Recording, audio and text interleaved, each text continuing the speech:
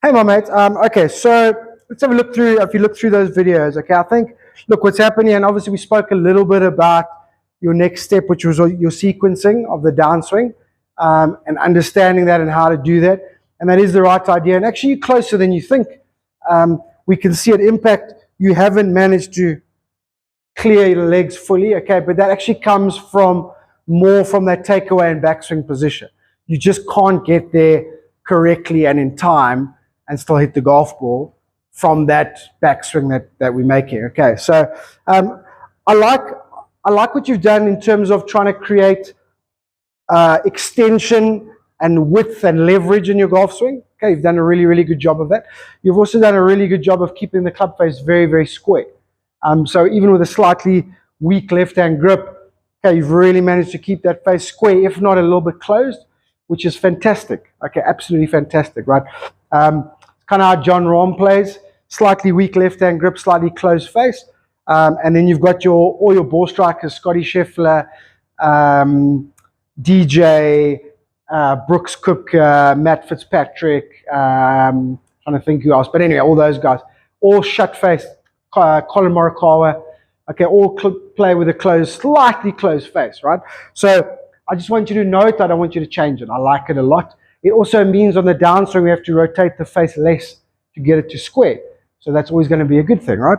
So just giving you the assessments of where things are, how they work, and then obviously over the upcoming months you'll understand how they start to work together, right?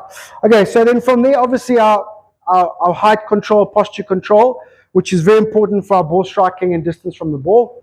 But it's also important to control our plane, the angle of our swing, the angle of the circle that we create. Okay, and then obviously having good balance points in terms of starting to move our weight and the sequence that you'd spoken about. So that's a big issue for us. Okay, we just can't start a golf swing like that. Okay, there's too much happening here. There's too much happening here. Okay, what you're trying to do with your shoulders, arms, wrists, and golf club, perfect. Okay, but your height control and your balance points in your legs, it's just a no-go. All right.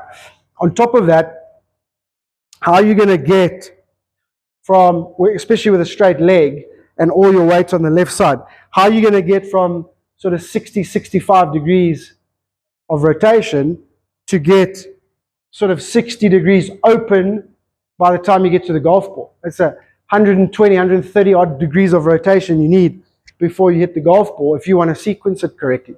Okay, it's almost impossible. Okay, so again, that's just explaining it and where we're at and how we're going to slowly move forward. All right. Now, obviously, from there, okay, a lot of good stuff. Great leverage and extension there. I really love it. Great club face position. But because of the balance points and how you got there, as you try and change direction, the shoulder plane starts to return, and that kicks the club above the plane. Not as badly as I'm showing you, that kicks the club above the plane. Okay, and then obviously that's the last piece of the puzzle. You get stuck, you can't keep going. You got to back out.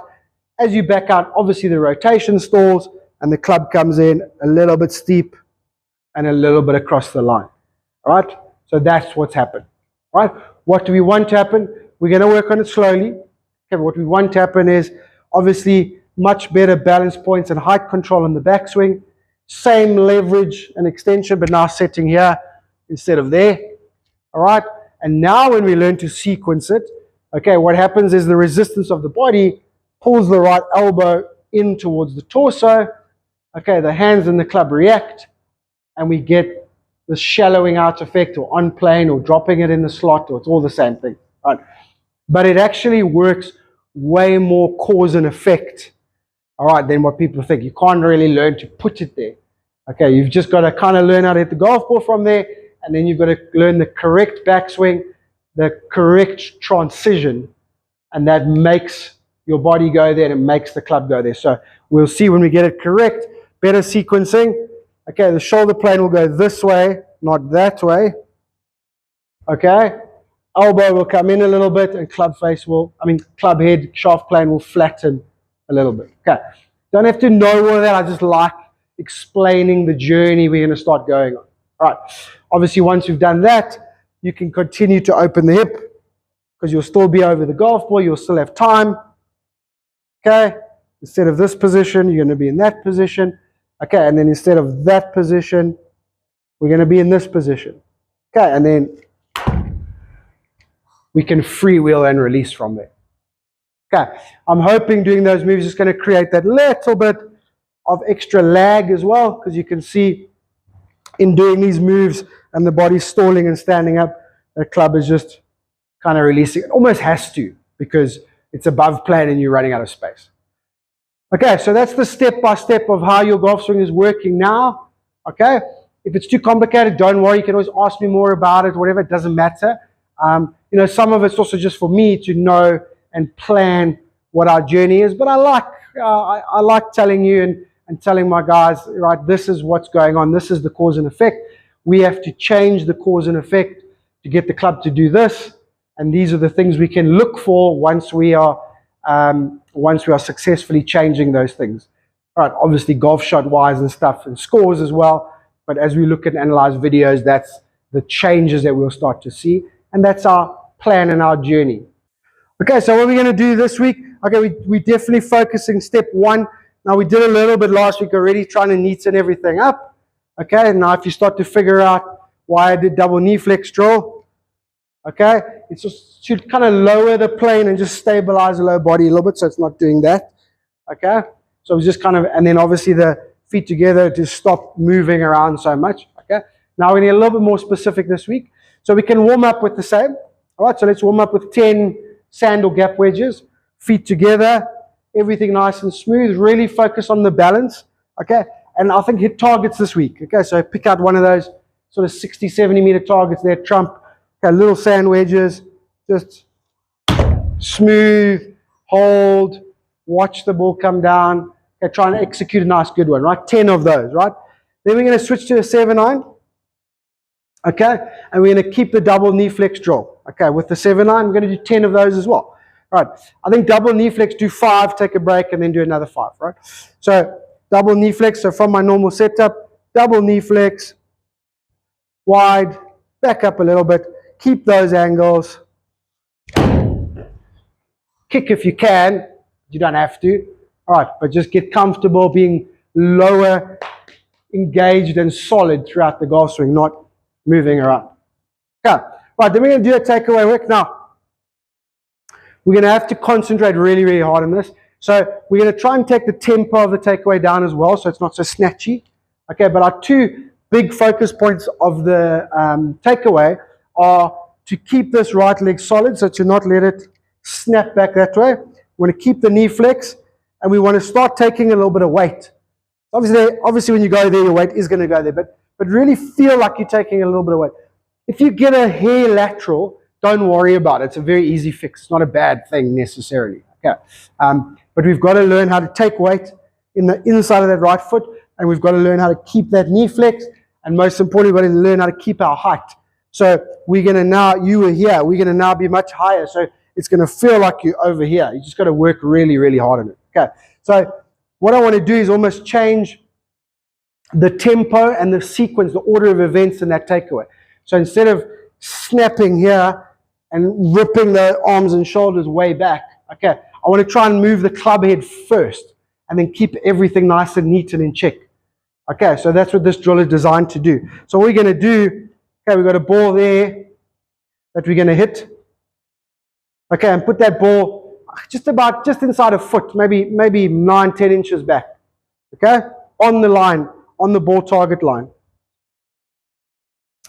Okay, and what you have to do, right, is you have to use the club head to hit that ball out of the way without moving the shoulders or the right knee and right hip. Okay, so you've got to be really, really still. Okay, knock that ball away. Okay, and then finish the backswing. Okay, so step one, we knock it out the way, take a little pause, continue the backswing, concentrating on the right leg, and then hit, right? So step one, set up, okay, knock it out the way, very still, finish the swing, hit. Okay? So 4 of those.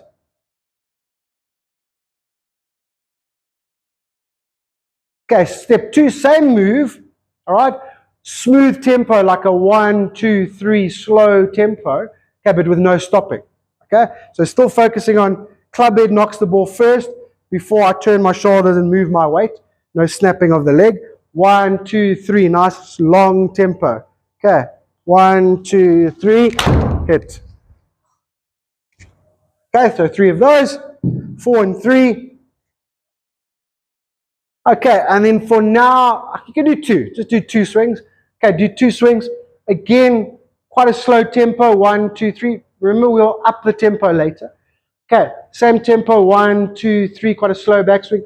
Focus again on keeping your height, as in no dipping down and no snapping of the knees. We're going to keep this as solid as possible. Okay, so 1, 2, 3. Try and feel the club head moving first if you can.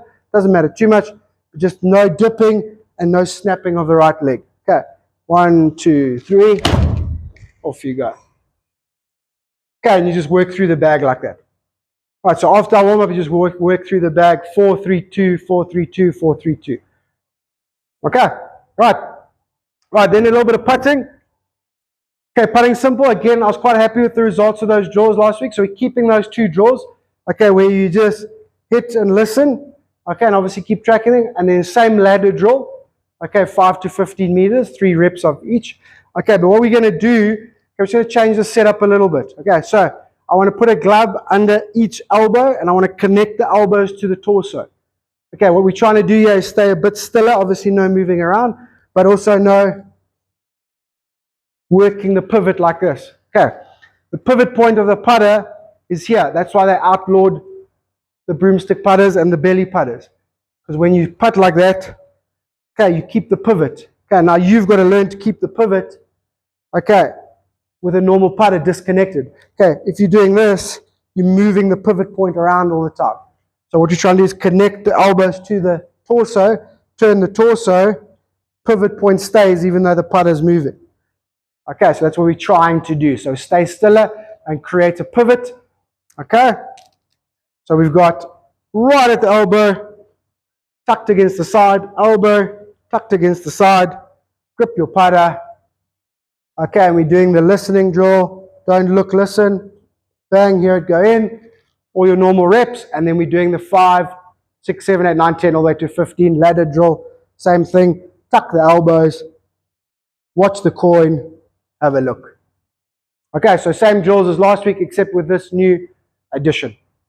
Okay, enjoy.